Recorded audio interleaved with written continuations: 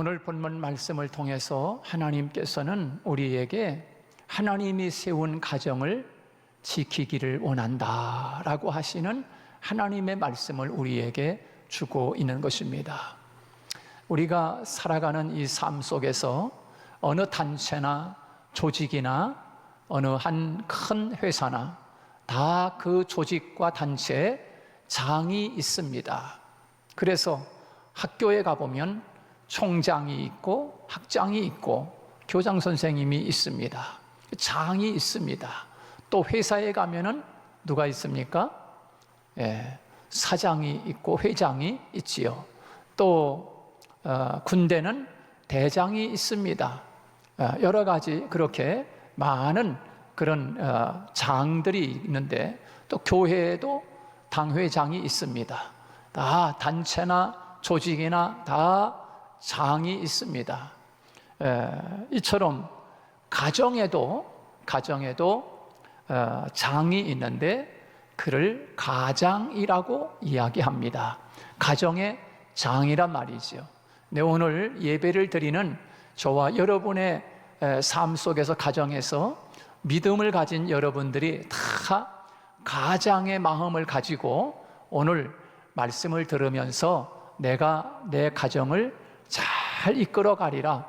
오늘 말씀을 듣는 여러분들은 하나님이 영적 믿음의 가장으로 하나님이 그렇게 사명 감당해 주기를 원하시고 계시는 것입니다.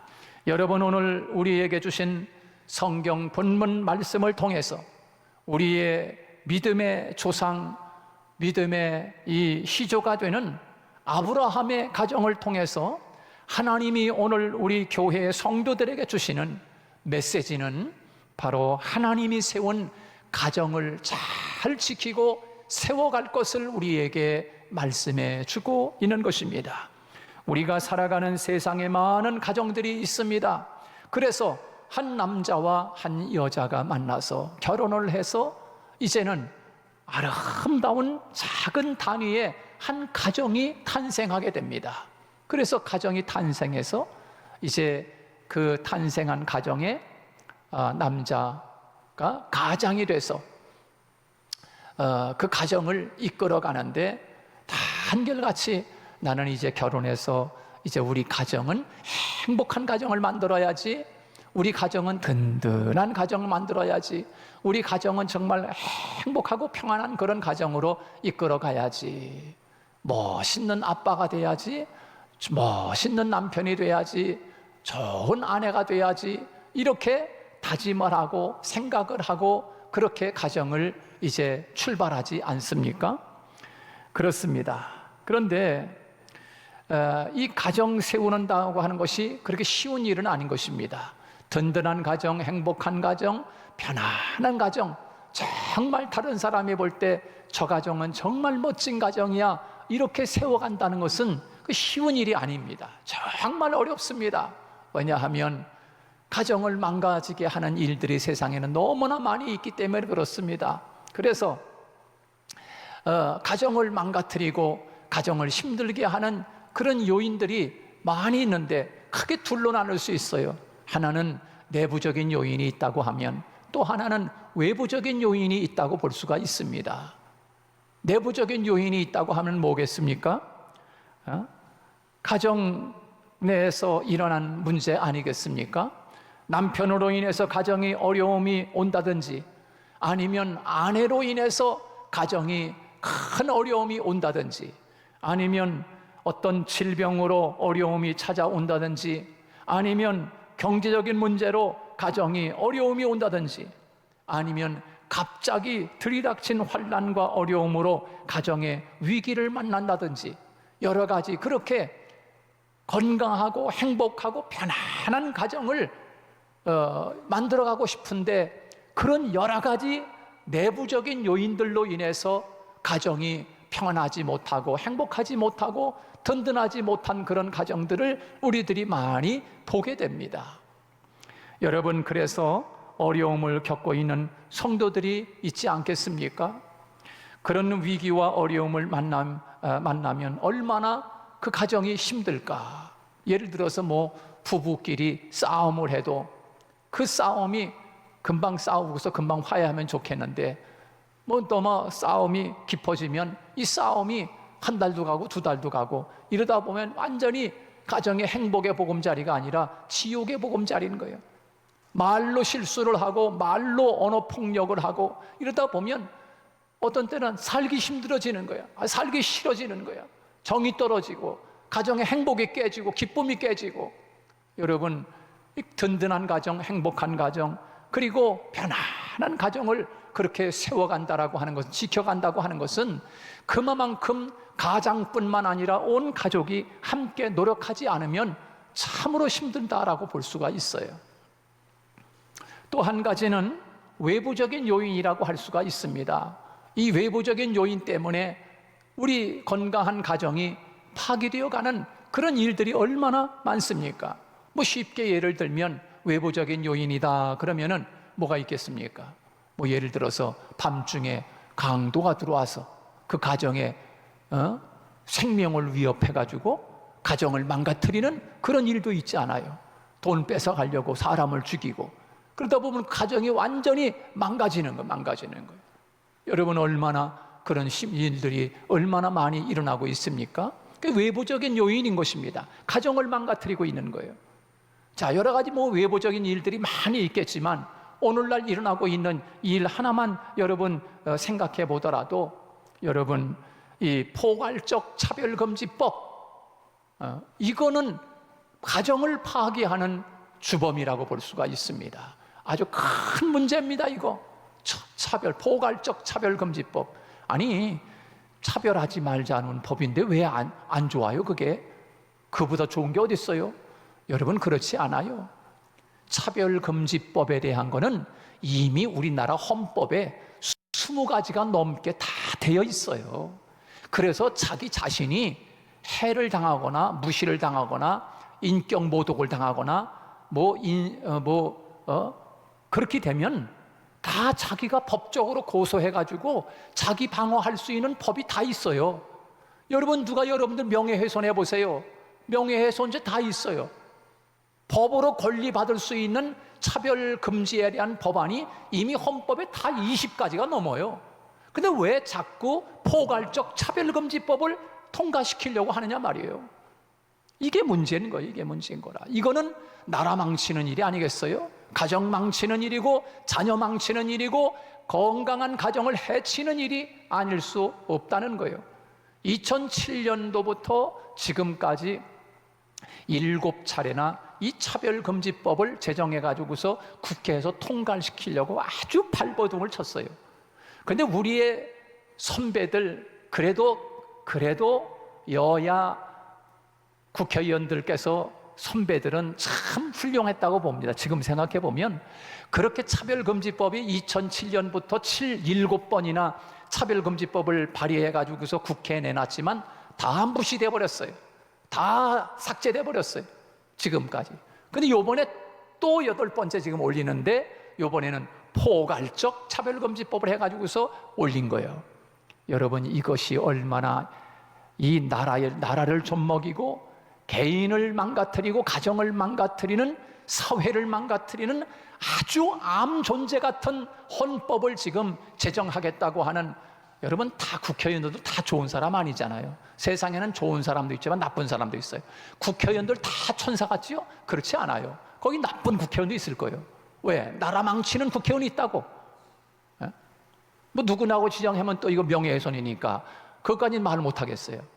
나라 망치는 국회의원도 있어요. 다 좋다고 볼 수는 없어요. 그런 사람들이 악한 법을 만들어가지고 나라를 지금 이렇게 쑥반 만들고 어려움을 만들고자 하는 이런 일들이, 이것은 바로 외부적으로 가정을 망가뜨리는 그런 요인들이 아니겠습니까?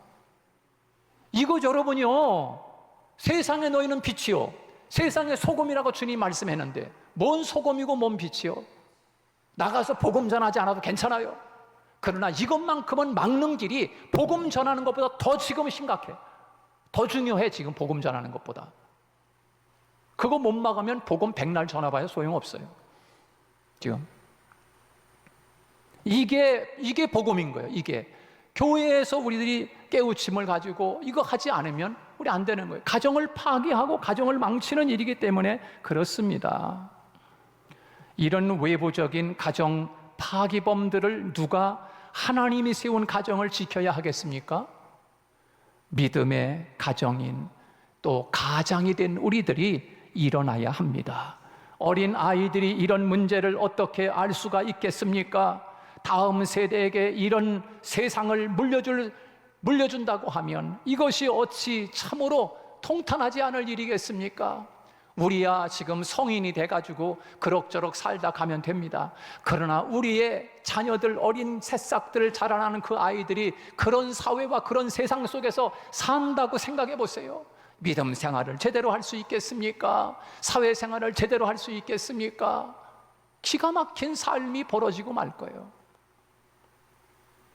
나라 망치고, 가정 망치고, 자녀 망치고, 신앙 망치고, 사회 망치고, 사회 병들게 하는 이런 악한 외부적인 암적 존재인 포괄적 차별금지법을 우리들이 막지 않으면 우리는 공범자가 되는 거예요.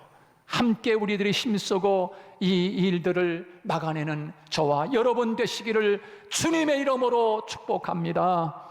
오늘 성경에 인류의 조상 세 분 중에 한 사람이 나옵니다. 인류의 조상 그러면요, 첫째는 아담입니다. 두 번째 누굴까요? 소돔과 고모라가 멸망을 당해서 다 인류가 망할 때, 물로 심판을 당할 때 살아남은 한 가정이 있었어요. 어느 가정? 노아의 가정. 바로 인류의 조상 세 사람 그러면 아담, 노아, 그 다음에 누굴까요? 오늘 본문에 나오는 아브라함입니다. 하나님이 그래서 이 노아를 택해서 자식을 다시 번성하게 만들었어요. 그런데 그 자식들이 다 하나님 뜻대로 살는 게 아니에요. 그러니까 하나님이 갈대아 우르에 사는 아브라함을 택해서 그 아브라함을 통해서 하나님의 가정들, 하나님의 나라를 세워가는 이 일들을 하나님이 만드는 거예요. 그래서 아브라함을 믿음의 조상 이렇게 이야기하는 것입니다. 우리의 시주의 조상이 아담, 노아 있지만 믿음의 조상은 아브라함인 것입니다. 그래서 아브라함을 택해서 이제는 믿음의 조상으로 우리들이 생각하고 있는 것입니다. 그래서 이 믿음의 조상이 된 이 아브라함을 통해서 우리들에게 하나님이 주시는 말씀이 뭡니까? 우리도 하나님이 세운 가정을 하나님께서 지켜가라, 우리에게 행복을 만들어가라, 하나님이 말씀해 주시는 거예요. 여러분, 이 아브라함의 가정 우리가 잘 알다시피 믿음의 가정입니다. 믿음의 가문이고 믿음의 조상입니다. 어떻게 이 아브라함은 이렇게 훌륭한 믿음의 명문 가정을 지켜갈 수 있었을까? 여러분, 우리가 생각하는 것처럼 아브라함은 믿음이 좋은 사람이니까 그런 믿음의 조상, 믿음의 가정을 만들 수 있었지라고 생각할 수 있어요. 여러분, 그러나 성경에 보면요, 아브라함의 가정도요, 그렇게 하나님이 세운 당신의 가정을 온전하게 지키는 게 쉽지가 않았어요. 왜? 몇 번 깨져나갈 뻔했어요. 아브라함의 가정도 마침내 가나안 땅에 들어가서 온전한 믿음의 조상이 됐지만 아브라함의 가정도 그렇게 되기까지 얼마나 많은 순탄 이런 순풍이 많았는지 몰라요. 그래서요, 여러분은 우리가 잘 알다시피 이 믿음의 조상으로 세우기까지 순탄치 않았는데 자녀 없는 가정이기 때문에 아브라함의 가정이 어떻게 됩니까? 하나님, 차라리 내 종 엘리에셀을 나는 우리 아들로 삼겠습니다, 그러잖아요. 여러분, 또 가나안 땅에 아브라함이 들어가 보니까 살기가 너무 힘든 거예요. 그 흉년이 들었어. 그래서 이 아브라함이 어떻게 합니까?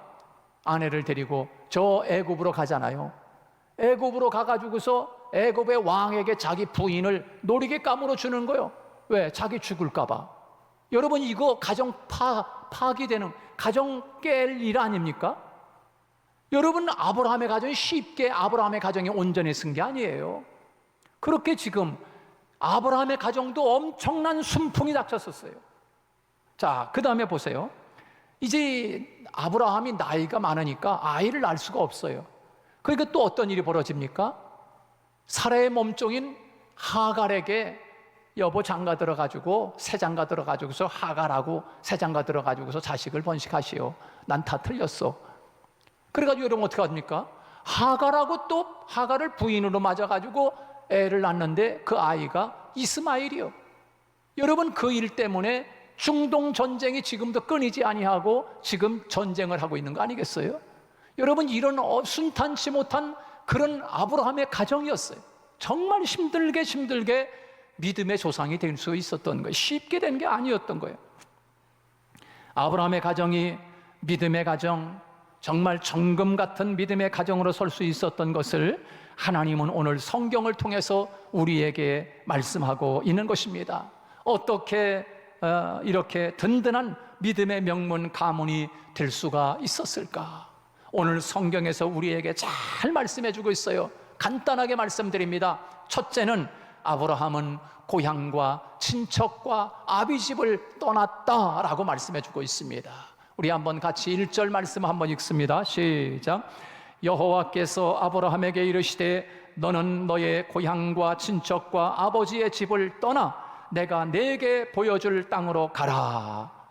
어떻게 하나님이 세운 믿음의 가정을 지킬 수가 있었는가? 첫째는 죄를 떠나라 하는 것입니다. 우상을 떠나라. 이것이 첫 번째 비결이었습니다. 여러분, 만약 여러분의 가정에 가장이 계속 죄를 짓는 삶을 살아가고 있다고 하면 그 가정을 어떻게 지켜갈 수가 있겠습니까? 그런데 이 아브라함의 가정도 하나님께서 그런 믿음의 가정으로 세워갈 수 있었던 것은 바로 죄를 떠났던 거예요. 우상을 떠났던 거예요.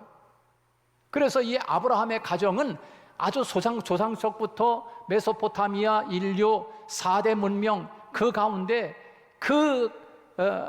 유프라테스 강 주변에 살면서 우상을 섬기는 가정이었어요. 하나님을 섬겨야 되는데 하나님을 섬기지 않는 가정이었어요. 그뿐만 아니라 우상을 만들어 가지고서 판매하는 그런 가정이었어요. 그런 가정에 사는 아브라함에게 하나님이 그냥 두지 아니하시고 너는 너의 고향, 너의 친척, 아버지가 있는 그 집을 떠나라 라고 말씀했을 때 떠나지 않았다면 어떻게 믿음의 가정을 세울 수가 있었겠습니까? 여러분, 이것은 오늘 우리에게 주시는 메시지입니다. 여러분의 가정이 하나님이 주신 든든한 믿음의 가정으로 세워가기 위해서는 죄와 우상이 될 만한 것들을 다 버리라는 것입니다. 할렐루야. 이것을 우리에게 주시는 첫 번째 메시지인 것입니다. 어떻게 하나님의 가정을 지켜갈 수가 있겠습니까? 두 번째, 아브라함은 하나님의 말씀을 따라갔다. 그렇게 말씀하고 있습니다. 다 같이 4절 말씀 시작. 이에 아브라함이 여호와의 말씀을 따라갔고 롯도 그와 함께 갔으며 아브라함이 하란을 떠날 때 75세였더라. 그렇게 말씀하고 있습니다. 아브라함이 당신의 가정을 지킬 수 있었던 것은 하나님의 말씀을 붙잡았던 것입니다. 하나님의 말씀. 여러분, 참으로 험난하게 불어닥치는 이 세상 속에서 하나님의 말씀을 붙잡을 수 있기를 주님의 이름으로 축복합니다. 하나님의 말씀을 붙잡아야 가정을 세울 수가 있고 지킬 수가 있습니다. 하나님의 말씀은 마치 설계도와 같다, 이렇게 이해할 수 있어요. 우리 집을 지어본 분들은 다 알겠지만, 저도 예배당을 하나 지어봤지만, 여러분, 집 짓는 사람들은요, 설계도를 돈을 많이 주더라도 설계도를 잘 뽑아내야 됩니다.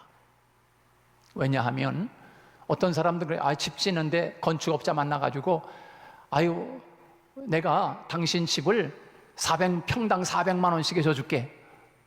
아니면 다른 건축업자는 나는 350에 줘줄게. 평당. 내가 30평 지을 거니까 300만 원씩에 지면은 3, 3은 9, 9천만 원이면 짓겠네. 그러면 그렇게 해주세요. 이렇게 하는 사람은 이건 전혀 집을 지을지 모르는 사람이고, 그렇게 건축을 하겠다고 하는 건축업자는 빨리 버려야 돼. 왜? 그렇지 않으면 집을 엉망으로 만들어 놓기 때문에 그렇습니다. 여러분, 집을 짓는 사람이 설계도가 없다고 하면 어떻게 되겠어요? B급을 넣는지 A급을 넣는지 철근을 2개를 넣는지 하나 빼고 넣는지, 여러분 단열을 제대로 했는지 전혀 모르는 거예요. 그러나 설계도를 디테일하게 아주 정확하게 세부적으로 그렇게 설계도를 잘 뽑아가지고, 심지어는 벽지를 뭘로 발라라, 단열은 뭘로 써라, A급으로 써라, B급으로 써라, 하나부터 열까지 다 꼬치꼬치 설계도에서 다 뽑아냅니다. 그리고서 이 설계도를 딱 가지고 건축업자에게 요대로 져주세요. 그러면은 꼼짝 못하는 것입니다.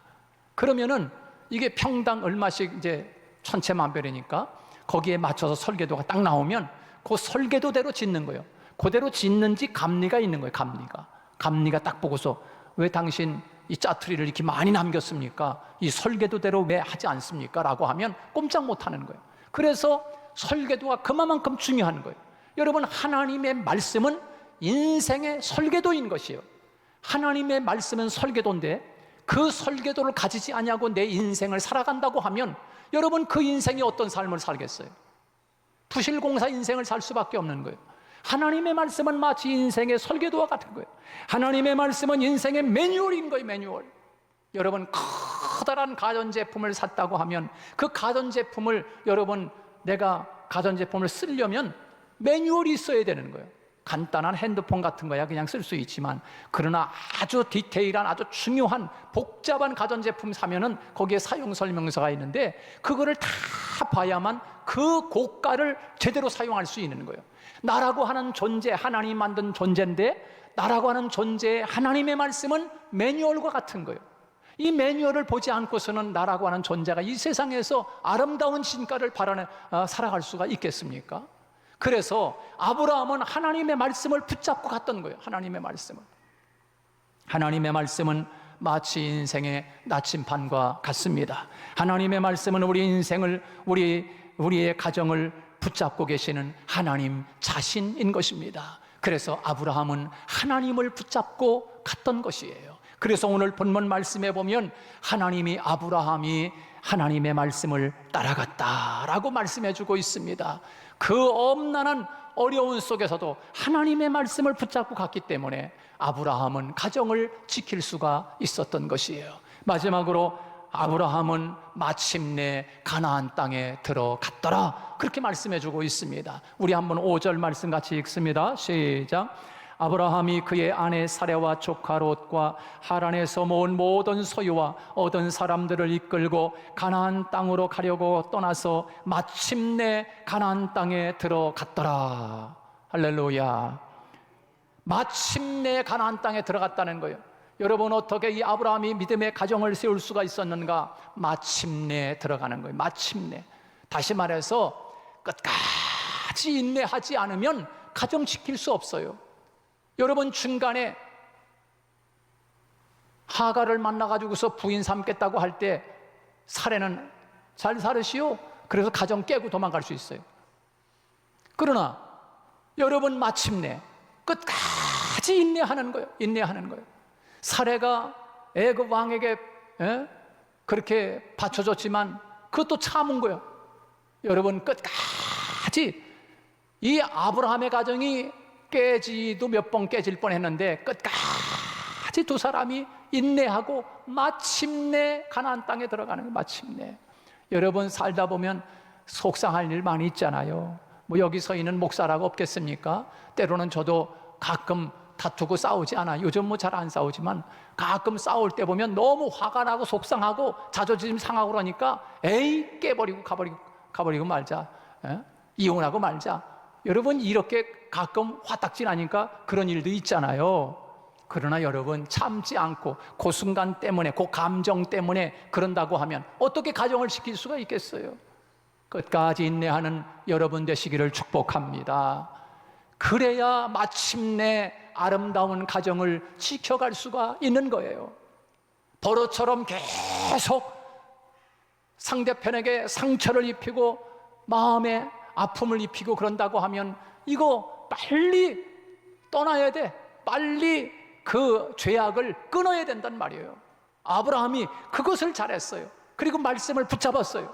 그리고 인내를 잘했어요. 그러므로 하나님이 세운 가정을 끝까지 지켜간 이 아브라함의 가정을 통하여 우리에게 주시는 하나님의 메시지임을 여러분 기억하시고, 오늘도 이 말씀대로 살아갈 때 하나님이 그 아브라함의 가정에 주시는 축복은 내가 너로 큰 민족을 이루게 하겠다는 것입니다. 내가 내 이름을 창대하게 하겠다는 것입니다. 내가 너를 복의 근으로 삼겠다고 하나님이 말씀해주고 있습니다. 이렇게 가정을 지켜서 이런 복을 받는 저와 여러분 되시기를 주님의 이름으로 축복합니다.